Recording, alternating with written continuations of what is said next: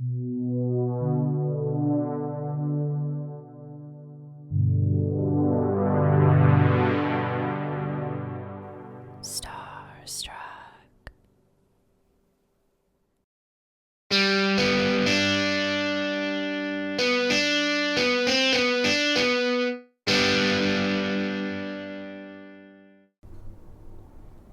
Well, welcome back to a new episode of Joyride. I am Jared Brandon Flandy, and I am Adam Mendenhall. this is the show where we discuss all things transportation and adventure. And today we have a very special guest today. We have Mr. Noah Norwood in the studio. How you doing, Noah? Very good. Thank you guys for having me on. It's an honor. Right. Now, if you don't know, but you do know your name is a tongue twister sometimes. Some of you do know Noah from some of our cross promotion up front. Some episodes, he's none other than the Hot Rod Kid himself. So, Noah, tell us a bit about yourself. So, you have your own business, correct? Which is Hot Rod Kid Design. Yep. And what exactly is Hot Rod Kid Design? What do you do?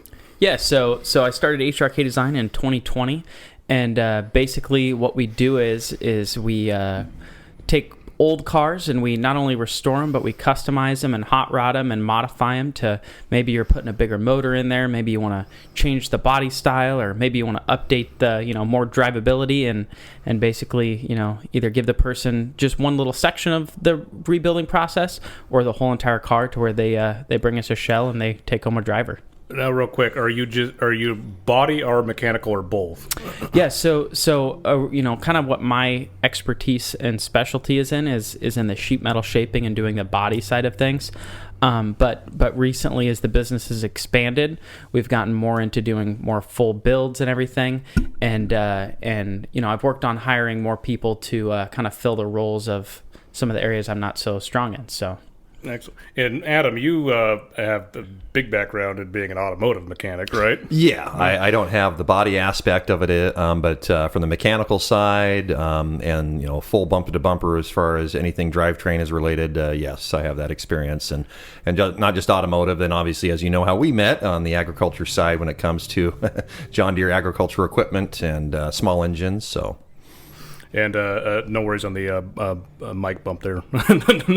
We're all good. All right. So, is there a particular era that you work on or like to work on, or all the above? Yeah. So originally, when my biggest passion is kind of the old 30s cars of Ford that were kind of the ones that were traditionally hot rodded and kind of the SoCal culture.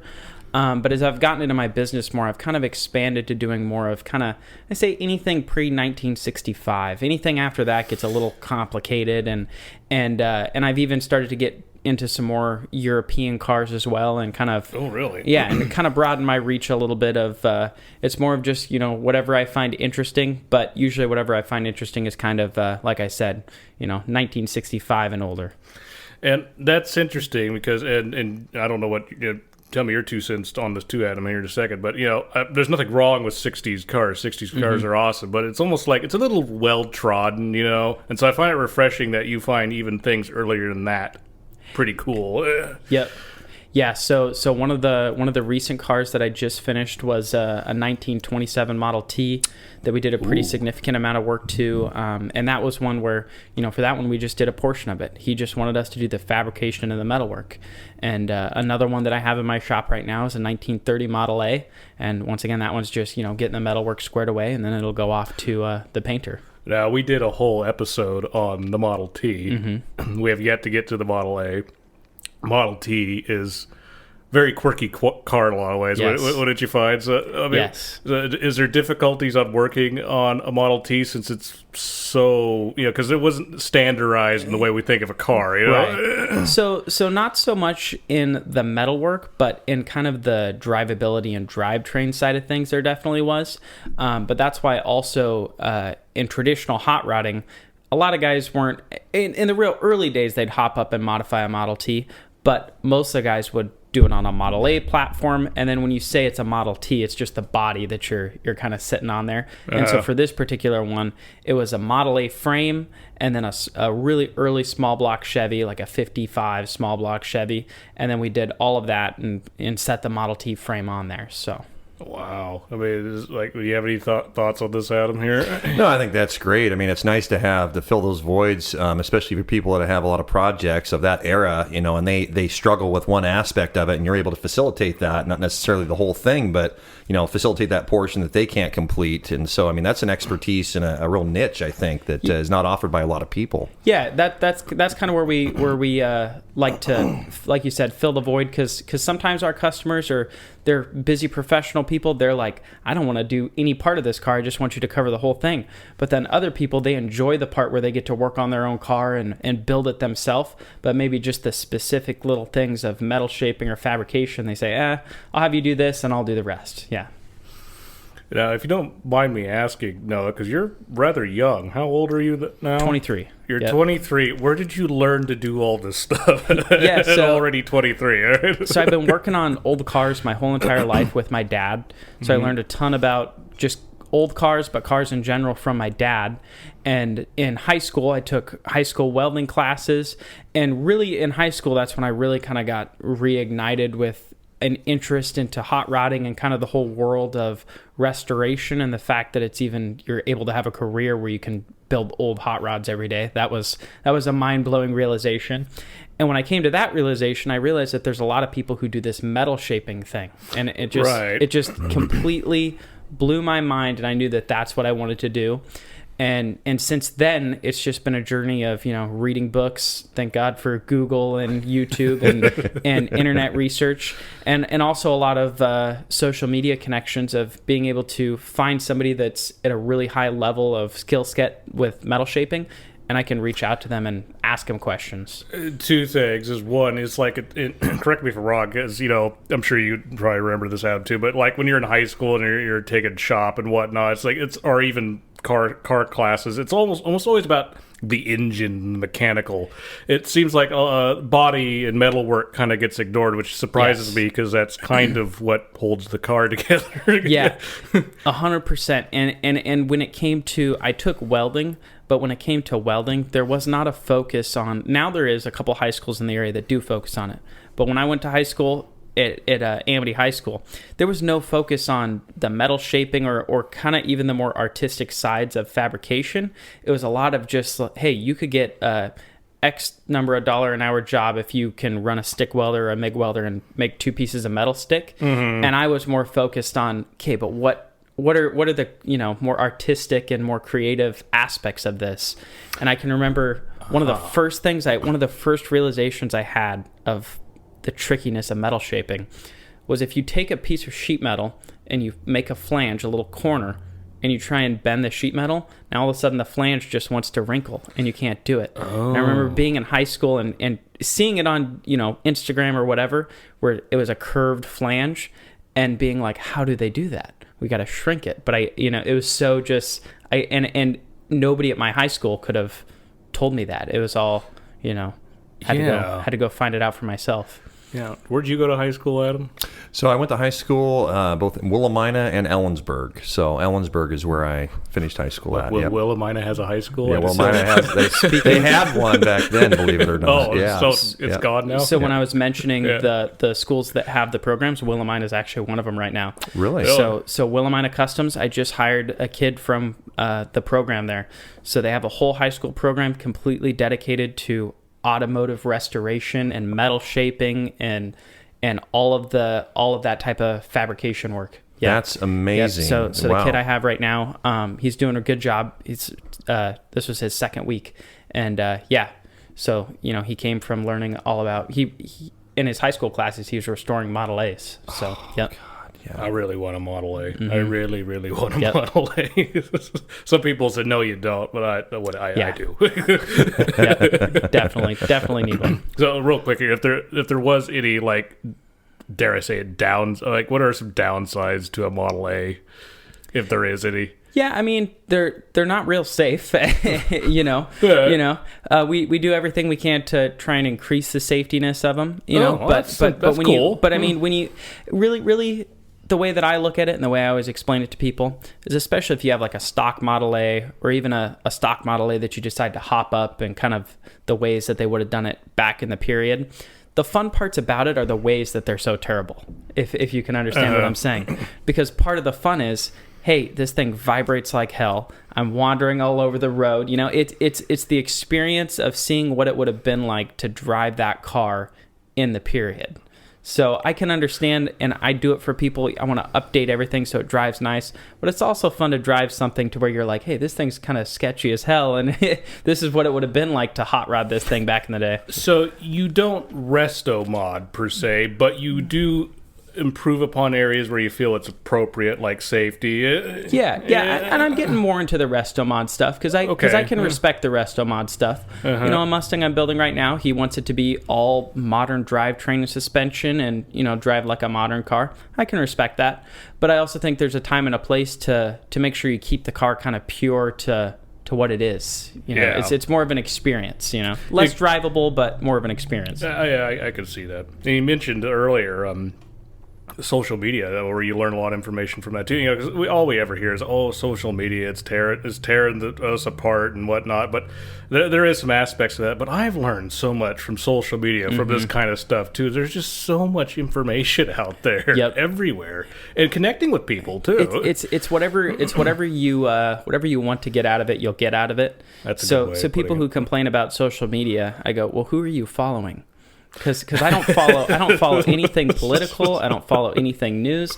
All you scroll through my Instagram feed, all you're gonna see is cool cars and, you know, people being creative. That's all you're gonna see. And if somebody's gonna be, you know, something that's just gonna bring me down, unfollow. I don't want to follow that. You know, if you follow positive stuff and surround yourself with that community, then that's what you're going to get out of it. So, well, it's kind of like that old saying, you are what you eat. So you are what you consume, and even if it's social media. Exactly. Yep. Okie dokie. So, Adam, is like, do you have any questions regarding, like, you know, like the stuff you've done, you know, being a mechanic and whatnot, like maybe some of the, you know, kind of the areas you're curious about in that regard?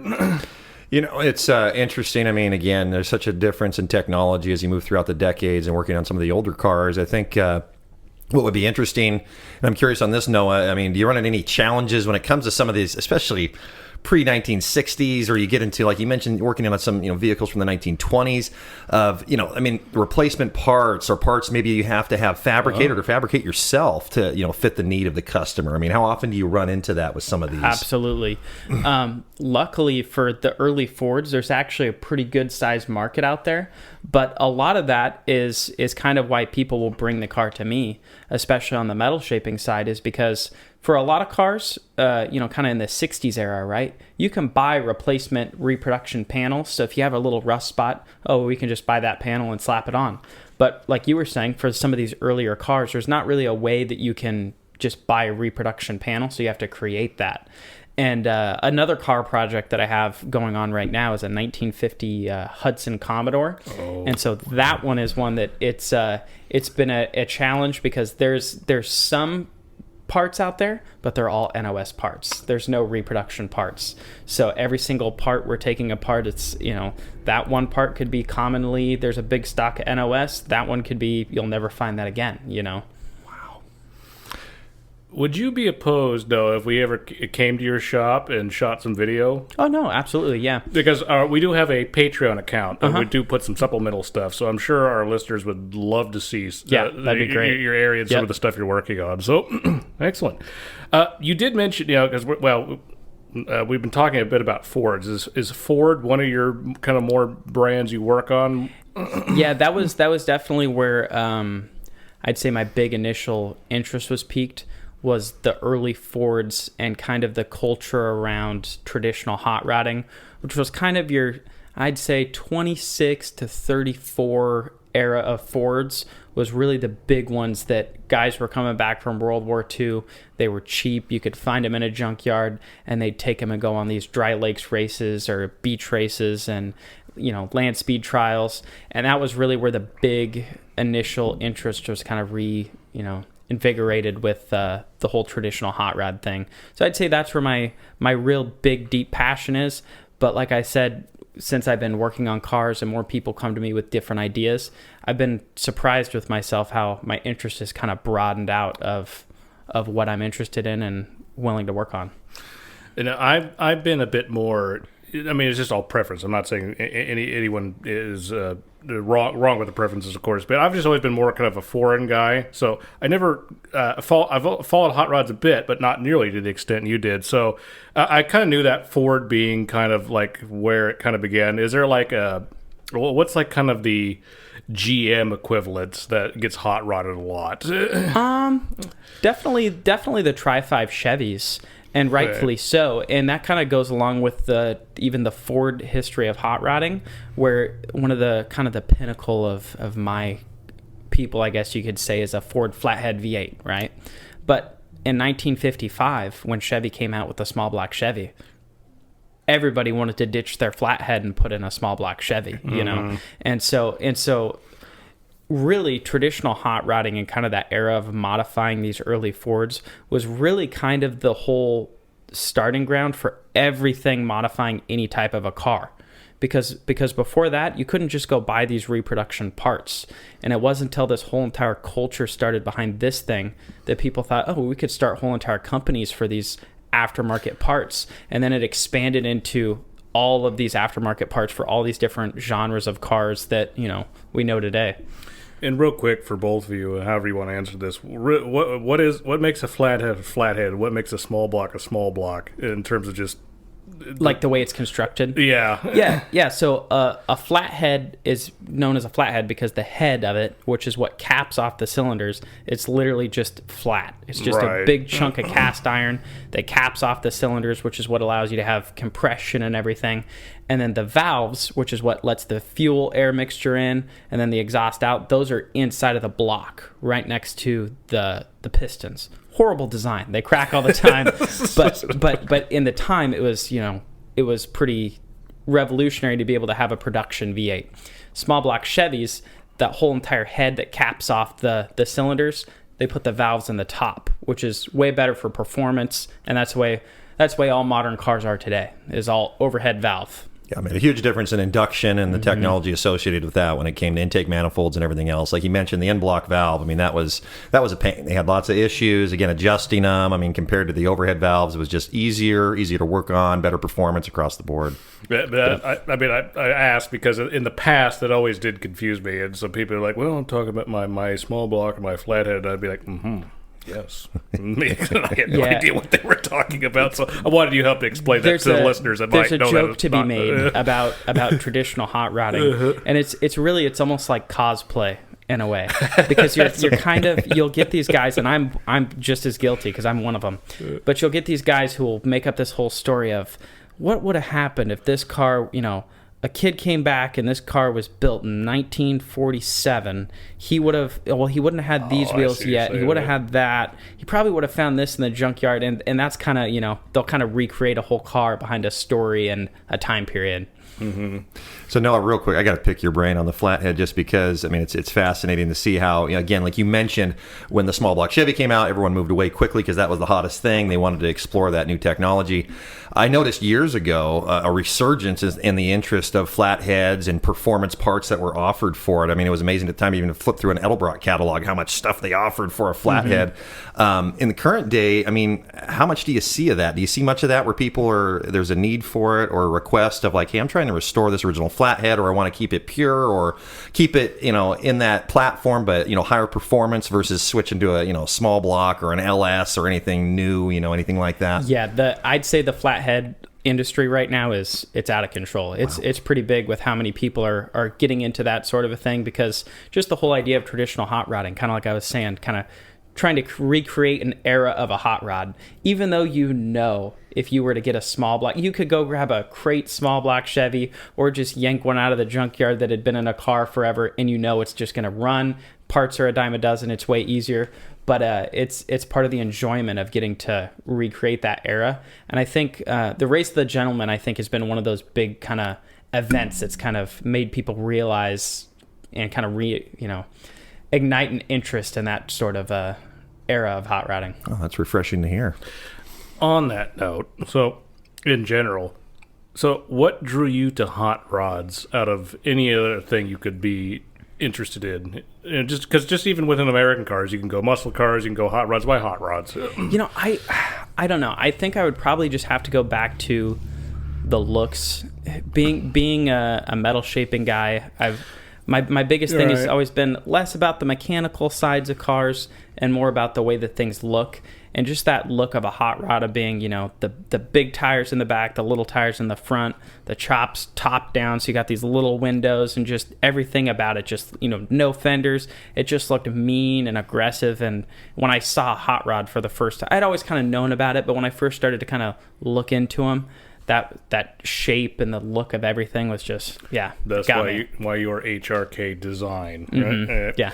Real quick, so you are the hot rod kid. I've called you that over the years, but how did you earn that moniker? If you don't mind me asking? Yeah, so you know Gary Emery. Oh yeah. And so he was really, him and Jared McCullough, they were the ones who really kind of showed me in the way of getting interested in the whole traditional hot rod thing.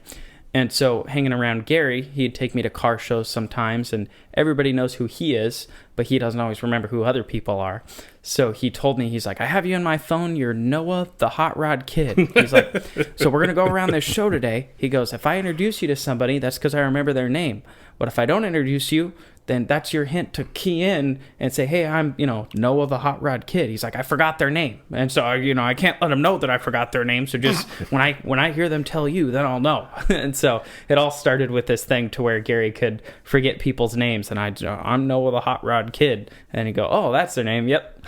Yeah. So, and then it stuck. I kind of marketed it and took it and ran with it. Gary kind of has this way of coming up with ideas that at the time people will be a little bit like, well, that seems kind of wacky, and then next thing you know, you got a Baja Bug, and so that's true. I mean, I know him too. That's a good way of putting it. I mean, at first you're like, oh, I don't know about that, Gary, but then after you step back and go, a little while later, maybe everybody's doing it. It's the new hot trend. Yeah, he's got away with that. Yeah. Cool stuff. Adam, you got any other stuff before I keep going on here, or? With, again, the traditional hot rod culture that you're embraced in, I mean, how much do you see as far as, when it comes to an age bracket of a lot of the customers and just, people in general, where would you throw that at? How many younger people, maybe by younger, I would say, under the age of 40 or even 30, do you see immersed in the culture today? Yeah, so there's a pretty good sized group of people who are in their 30s and 40s that are into it. I'd say a lot less in kind of my age bracket, which is kind of the 20s. But at the same time, there's also, I know a lot of people who are my age that are into this whole traditional hot rod thing. And it's kind of just all of our mission to kind of just make that spread more. And it's kind of my belief that the reason why there's not as many young kids into my age into traditional hot rodding, it's not because they look at it and they're like, oh, that's dumb. It's just because they haven't had exposure to it.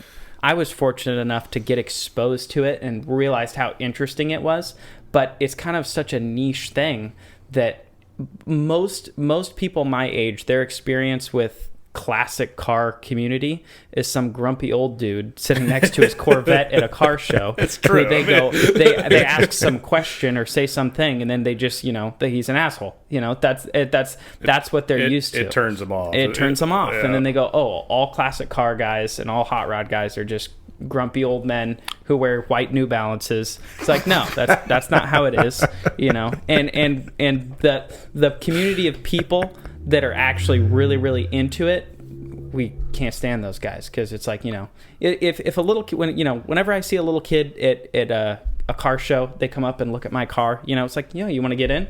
Yeah, play around with it, especially patina cars. I'm like, yeah, climb all over it. I don't care. And you can just see it, just their whole day brightens up. They get to actually get in there and turn the steering wheel, Those are the kind of things that are going to make kids want to get into the whole classic car thing, I think. Well, that's great to hear because I think that's some of the stuff that people remember forever, and you never know, you may spark the next major engagement when it comes to a kid's interest and what their path may be going forward in the community. Yep. And just sharing is huge. I think your spot on description of some of the previous experiences a lot of these kids have. And at the same time, there's so many people that just have these garage queens that they take off the trailer and take to a show. They never drive them, in an event like, Cruise the Gut that we have here in McMinnville, or again, open it up to somebody going, hey, sit behind the driver's seat, feel what it's, what it's like to be behind the wheel. That's the thing too, is it's like, my dad and I, we built this Model A together that originally a Model A, you're probably going like a stock Model A, maximum 45 miles an hour. We built this thing, probably has 115 horsepower, and it'll go over 75 miles an hour any day. Wow. And it's a patinaed car, and we just rip around in it. We take it to the salt flats, we drive it down gravel. We just have fun with it. Dirt track races. And that's the kind of thing that kids are going to go, oh, I'd be interested in that. Sitting next to a shiny car that you bring out every once in a while in a lawn chair and just, that who would be interested in that? But if you have some car and you go, hey, this is 100 years old and we're driving it, like we stole it, they're going to be, oh, okay, I can see the interest in there. Now, one of the questions I wanted to ask you, and you already kind of started on it, was what are some of your experiences being a part of the hot rod community? But you just mentioned Bonneville, so tell me a little bit about Bonneville. Bonneville is, even if you're not into traditional hot rods, if you're into motorsports whatsoever, you got to make a time in your life to go to Bonneville. And so Bonneville is about this 30 square mile area in Utah of the salt flats where for 100 years they've done land speed races. So you have guys going from, like I was mentioning, a Model A where they're going to go with all this more traditional style drivetrain, and maybe the land speed record they're breaking is 70 miles an hour. But then you have guys like Speed Demon. The record he's breaking is 470 miles an hour. That's a jump. Yeah. So it's this whole just big wide range of really the purest form of racing, I think. It hasn't gotten a whole bunch of marketing like you see all these, kind of oversaturated with all these other motorsports that you see. It has its innocence still, is what you say. Yeah. Yep. It's really a pure form of racing. You'll see guys who will, their competitor who they're competing in the speed trial for, their car breaks down. Oh, well, here's the part you need. Come borrow my welder. Let's get you fixed up. That's cool. Yeah. It's a super, super cool place just in the middle of, nowhere, Utah, little town of Wendover. So you kind of get a sense of belonging too, is what I'm gathering. Yep. And in today's world, I think that we don't really have that sense of belonging in a lot of ways. So I think that it's really cool you could still go to somewhere and that's still there. Exactly. And what you have is maybe you just have people that will come and spectate like us and maybe help pit with, we pit with our friends, but you'll have people who will have a multi-million-dollar race team right next to people who literally built that car in their backyard with just the money they scrounged up together, and they're pitted right next to each other. And everything that everybody has in common is we all love land speed racing. We're all on the Bonneville salt flats. It's speed week. Let's go fast. And everybody just, everybody's able to unite with that one thing.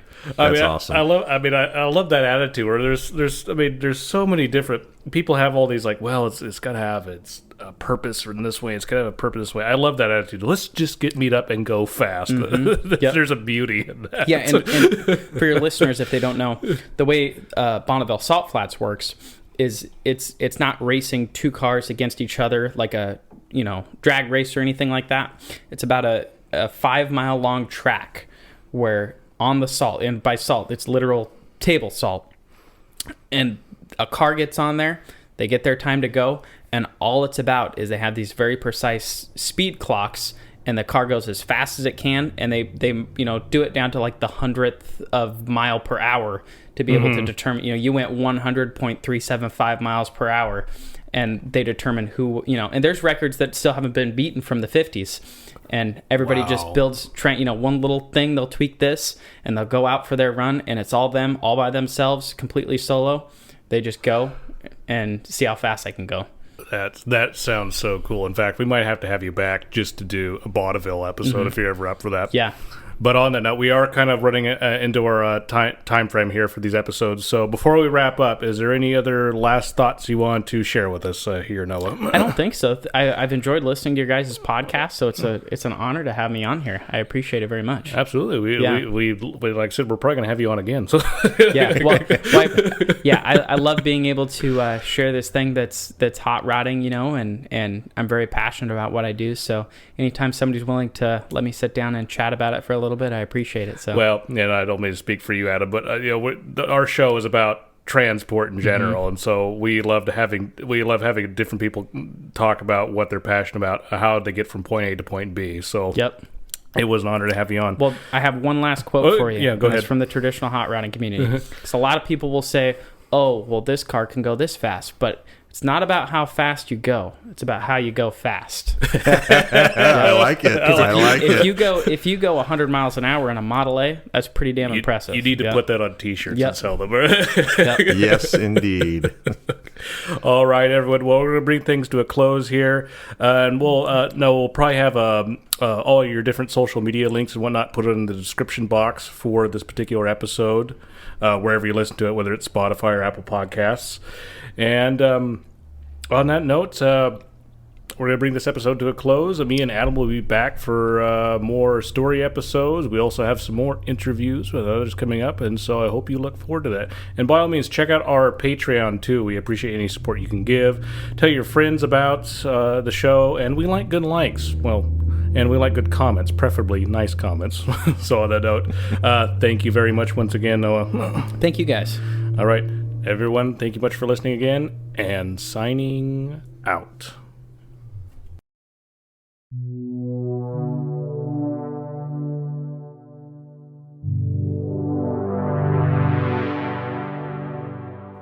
Starstruck.